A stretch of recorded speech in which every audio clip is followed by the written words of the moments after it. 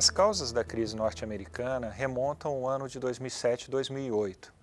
Foi naquela época que houve um crescimento muito grande do crédito, principalmente para o setor hipotecário, ou seja, para a compra de imóveis, e esse crédito foi muito farto e também foi dado a, a pessoas, a famílias que eram chamados subprime, com baixa capacidade de pagamento ou que já tinham um perfil de risco um pouco mais arriscado. Até aí não era um problema. O problema surgiu quando esses créditos subprime foram empacotados na forma de títulos securitizados e foram vendidos como títulos sem risco, ou praticamente sem nenhum risco. O mercado comprou muito esses títulos e quando o fato dos imóveis terem subido muito de preço e as pessoas que tomaram esses empréstimos tiveram dificuldade de pagar, isso prejudicou os bancos que começaram a sofrer perdas com esses títulos, bancos e investidores. Dessa forma, o governo americano veio para resgatar o setor financeiro e também aumentou seus gastos para estimular a economia, também aumentando a redução de impostos. Todo esse pacote, redução de impostos, aumento de gastos e socorro ao setor financeiro, aumentou muito a dívida americana e hoje soma-se a isso essa dificuldade de gerir essa dívida, soma-se a isso o fato do Partido Republicano estar fazendo uma forte oposição ao governo americano, impedindo que o governo aumente seu endividamento de uma forma mais razoável e também impedindo que o governo aumente os gastos. Ou seja, em suma, o governo americano se vê numa situação bastante complicada. Ele não pode aumentar gastos, ele tem que reduzir sua dívida e ainda precisa estimular a economia que ainda está debilitada.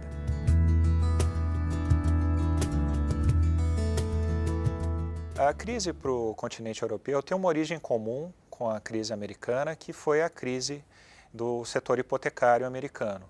Os bancos europeus também compraram muitos títulos securitizados dos Estados Unidos e esses títulos se mostraram muito mais arriscados do que pareciam ser e com um índice de inadimplência muito alto, que a gente chama de títulos podres. Então, os bancos europeus também sofreram, esse foi o primeiro fator. O segundo fator é que com a desaceleração da economia americana, hoje a gente vive num mundo que é muito interdependente, ou seja, o comércio internacional é um fator importante, principalmente para a Europa e Estados Unidos, que tem um grande volume de comércio, e esse volume de comércio caiu. A combinação desses fatores jogou a economia europeia também em recessão, né? Numa recessão mundial, a economia europeia sofreu pesadamente, e além de tudo, a economia europeia se encontrava numa situação mais frágil que a economia americana em termos de política fiscal. Ou seja, os governos europeus, na média, eram mais endividados que o governo dos Estados Unidos, tinham dívidas maiores, principalmente se a gente mencionar Grécia, Portugal, Irlanda, Espanha, Itália, Reino Unido. E eles também usaram de pacotes de estímulo, aumento de gastos, aumento do déficit público para estimular a economia. Ou seja, a crise fiscal lá chegou mais rápido, principalmente para países periféricos, como Grécia, que está à beira do calote. Muito difícil pensar que a Grécia conseguirá pagar essa dívida, e Portugal, Irlanda, em um outro nível, mas também num nível preocupante, Itália e Espanha, que são economias muito grandes, e o risco de chegar na Itália e Espanha que é o grande risco da Europa e a grande razão dessa volatilidade que a gente observa recentemente.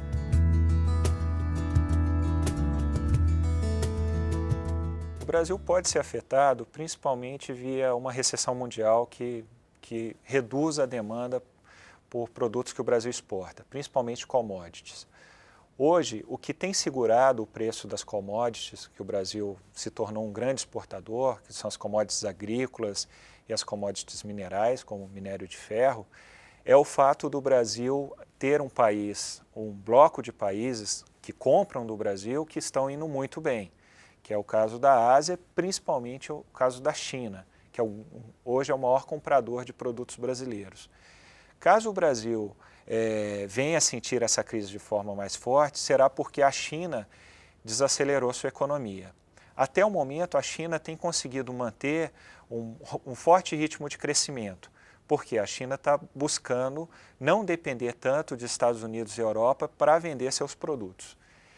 Ela está tentando estimular o consumo interno. Se isso der certo, o Brasil estará razoavelmente protegido. No entanto, se isso não funcionar e se daqui a alguns anos a China começar a desacelerar, o Brasil pode sofrer fortemente via seu comércio internacional, via uma redução drástica nas suas exportações. E hoje o Brasil também tem outro agravante, que a nossa situação de inflação interna não é a mesma que a gente encontrou em 2009, quando o governo pôde aumentar seus gastos, pôde reduzir os juros fortemente para estimular a economia e funcionou. Hoje a nossa inflação já está acima da meta, apesar do Banco Central ter reduzido recentemente os juros, foi uma pequena redução e muito contestada pelo mercado. É difícil usar mais da política monetária e o governo tem que reduzir seus gastos. Ou seja, são políticas, no caso de redução de gastos, é uma política que não estimula a economia, pelo contrário, desestimula. Então essa é a grande preocupação. No fronte externo, a desaceleração atingir a China e no fronte interno, o combate à inflação, limitar o poder de fogo do governo em política fiscal e também em política monetária.